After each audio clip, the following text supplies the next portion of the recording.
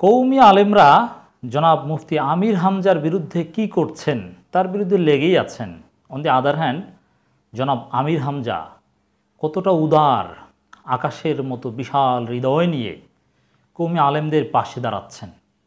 ওয়াজের ময়দানে বিভিন্ন জায়গায় কৌমি আলেমদের মুক্তির দাবি করছেন। যেখানে কৌমি আলেমরা আমির হামজার চরিত্র হনন করছেন, সেখানে মুফতি আমির হামজা কৌমি আলেমদের চরিত্রের সার্টিফিকেট দিচ্ছেন, তাদের প্রশংসা করছেন। তাদের প্রশংসা লক্ষ কোটি মানুষের কাছে, মিলিয়ন অ্যান্ড মিলিয়ন মানুষের কাছে পৌঁছে দিচ্ছেন।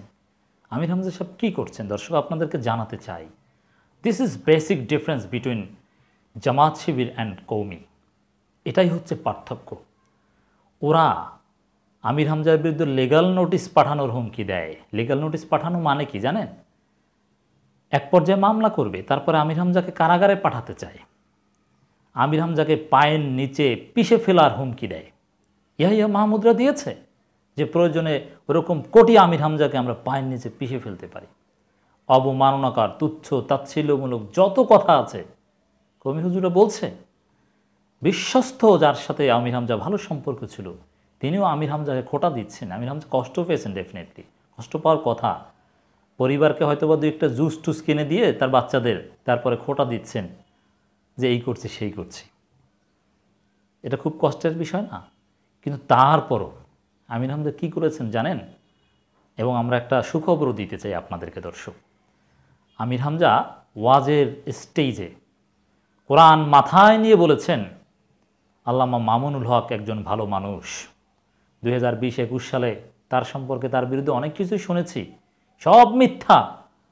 আল্লামা মামুনুল হক একজন ভালো মানুষ, তাকে মুক্তি দিয়ে দিন। তিনি তার মুক্তি দাবি করেছেন, তার মুক্তির জন্য আমির হামজা ক্যাম্পেইন করছেন, গলা ফাটাচ্ছেন। আমির হামজার মতো একজন নিরীহ বাচ্চা ছেলে, অন্যান্যদের তুলনায় তো একেবারে ইয়াং, তার মুক্তির জন্য কোন কৌমি হুজুর কোন ওয়াজে পাবলিকলি কি বলেছে একটু দেখান না। কোন কৌমি আলেম মুক্তি দাবি করেছে? হারুন ইজাহার সাহেবরা তো মিথ্যা কথা বলেছেন যে তারা অনেক চেষ্টা করেছেন, কিছুই করেননি। কি চেষ্টা করবেন? সর্বোচ্চ ওই যে বললাম যে তার বাচ্চাদেরকে দুই একটা জুস কিনে দিতে পারেন, এছাড়া কোনো উপকার করার কোনো প্রমাণ আমি পাইনি। অথচ ওয়াজে তাদের চরিত্রের সার্টিফিকেট দিচ্ছেন, যেই মামুনুল হক সম্পর্কে অনেকেই অনেক ধারণা পোষণ করেছে, এমনকি আমরাও অনেক ক্রিটিক করেছি।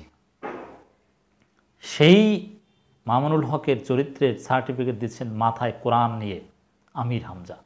তাও তার বিরুদ্ধে কত সমালোচনা, তার চরিত্র হনন, তার বিপরীতে দাঁড়িয়ে তার মুক্তি দাবি করছেন। সত্যি এই বিষয়গুলো আমরা জাতিকে জানিয়ে দিতে চাই জামাত শিবিরপন্থী আলেমরা কতটা উদার দেখুন।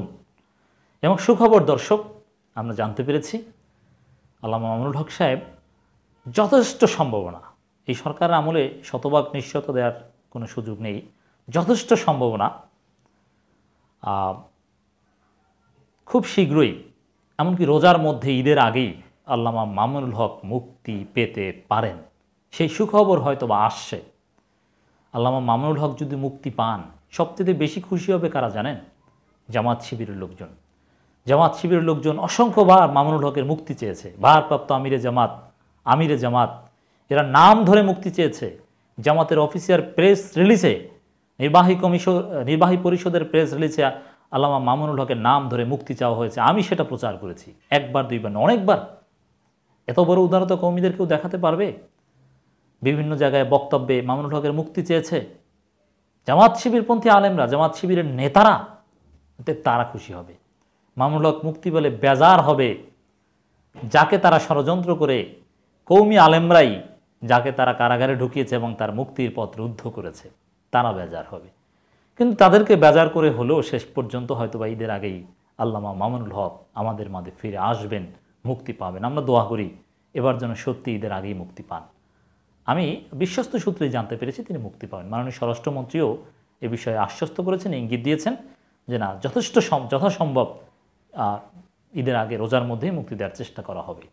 এবং আল্লামা মামুনুল হক মুক্তি পেলে তার ক্রেডিট অবশ্যই আমির হামজাকে দিতে হবে। কারণ আমির হামজা তার মুক্তি চেয়েছেন, ক্যাম্পেইন করেছেন, জনগণকে সচেতন করেছেন, তার সম্পর্কে ইতিবাচক ধারণা তৈরি করেছেন। সেই জান্নাতারা ঝর্ণা বারো নানান ঘটনা নিয়ে কেউ কোনো কুধারণা আমির হামজা সম্পর্কে মামুনুল হক সম্পর্কে পোষণ করলে এই আমির হামজারা জনগণকে বুঝিয়ে শুনে সেই কুধারণা দূর করার চেষ্টা করেছেন। মামুনুল হক মুক্তি পেলে তার ক্রেডিট জামাত ইসলামীকে আনুষ্ঠানিকভাবে দেওয়া উচিত, কারণ জামাত ইসলামী তার মুক্তি দাবি করেছে, চেষ্টা করেছে, লজিস্টিক সাপোর্টও দিয়েছে, লিগাল সাপোর্টও দিয়েছে বলে আমরা জেনেছি, বুদ্ধি দিয়েছে, কত কিছু করেছে।